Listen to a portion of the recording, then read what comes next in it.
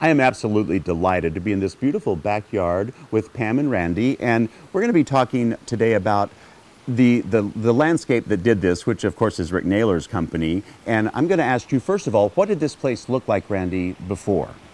Well, when we first started, it was all green grass all around the waterfall area.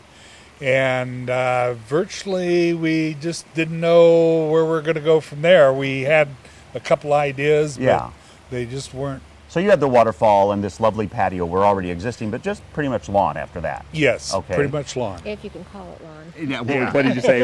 If you can call it lawn. So it wasn't really a beautiful one. It was a little rocky, yeah. So then, what did you have some ideas though, Pam, about what you wanted to be out here? I did have a few ideas. I knew that I didn't know enough about it to tackle it on my own.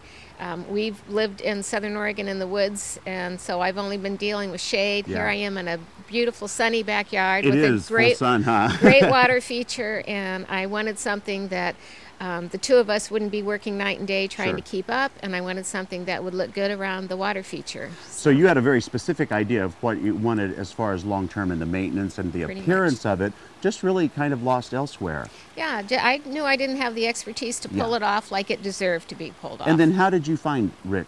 How did you find out about him? Well, driving through Dundee. Nice. That's our way to Portland. We go there a lot. We have grandkids in Portland. So driving through, I saw the Visualscape sign. It took me 2 or 3 times of seeing it to get the number down and say, I'm going to call. See what that's all about. So. And call you did, and so I'm going to run over here to Rick now. So Rick, this is another one of the beautiful visual landscaping things that you do. Tell us a little bit about the process you went through to get here. Well, we came out and met with the Elys and kind of got an idea, like we do with every customer, on what they were trying to accomplish, what they wanted, what their goals were. And then we just went to work.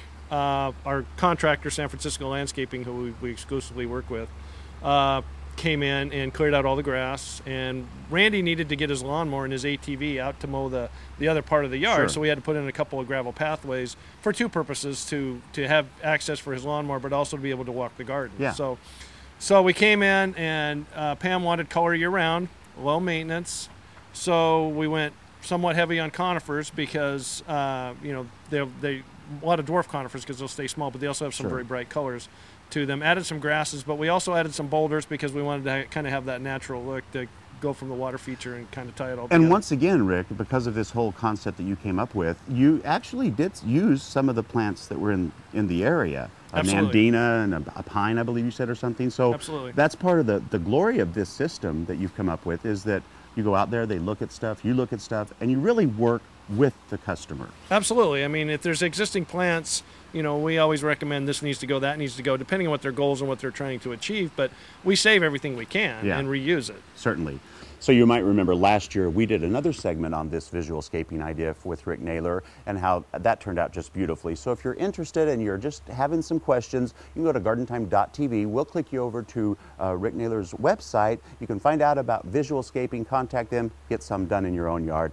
Thank you, Randy. Thank you, Pam. And always, thank you, Rick. Thank you.